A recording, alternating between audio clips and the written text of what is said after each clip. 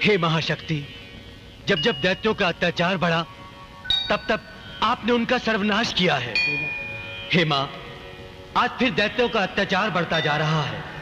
हे महिषासुरवध्नी, जग के संकट दूर करने के लिए प्रकट हो मां। हे अंबे मां, जगदंबे मां, प्रकट हो।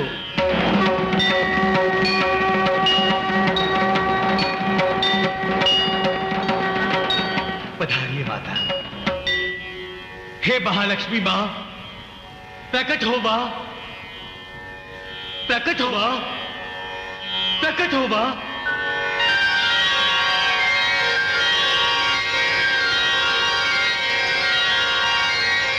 प्रणाम मां।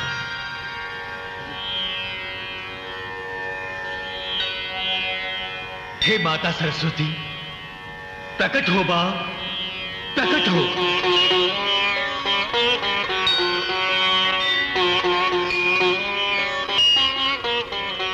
प्रणाम मां, प्रणाम।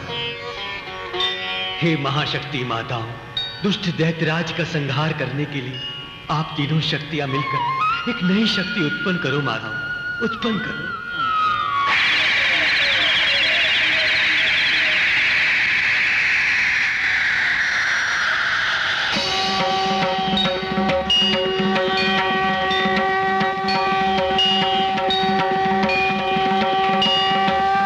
प्रणाम माताओं।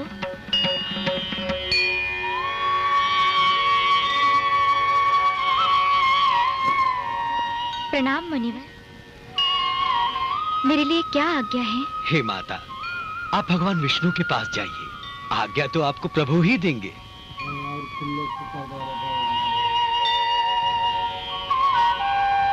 नारायण नारायण।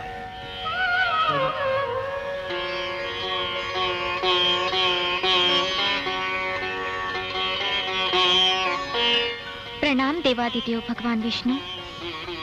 तीनों महादेवियों के आदेशानुसार मैं आपकी सेवा में उपस्थित हूँ। मेरे लिए क्या आज्ञा है भगवान? आदेश दीजिए। मैं भी तुम्हें अपना अंश प्रदान करके तुम्हें शेरावाली वैष्णवी देवी का नाम देता हूँ। जाओ, पाप का नाश करके पुण्य का प्रकाश फैलाओ। जो आज्ञा मेरे प्रभु। प्रभु विष्णु की आज्ञा पाकर शक्ति का अवतार चली, सिंह हो के सवार करने असुरों का संहार चली। दुष्ट दैत्यराज, अब मरने के लिए तैयार हो जाओ।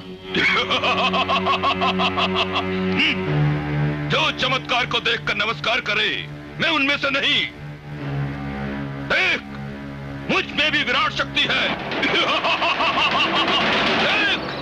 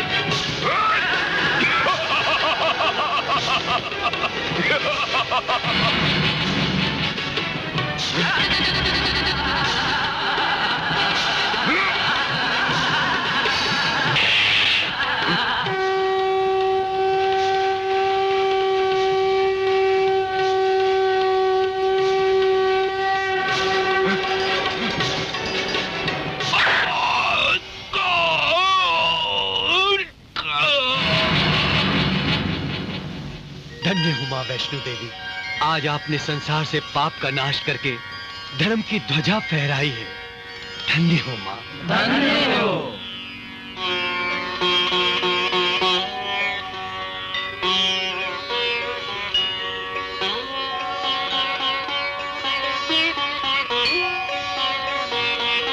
प्रणाम देवादिदेव।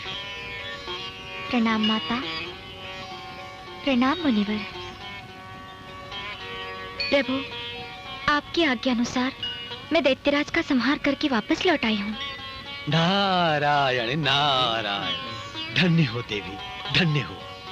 धर्म के चाहने वाले भक्तगण आपका ये उपकार कभी नहीं भूलेंगे। हाँ बेटी, तुमने ये कठिन कार्य पूर्ण करके सचमुच हम माताओं को धन्य किया है।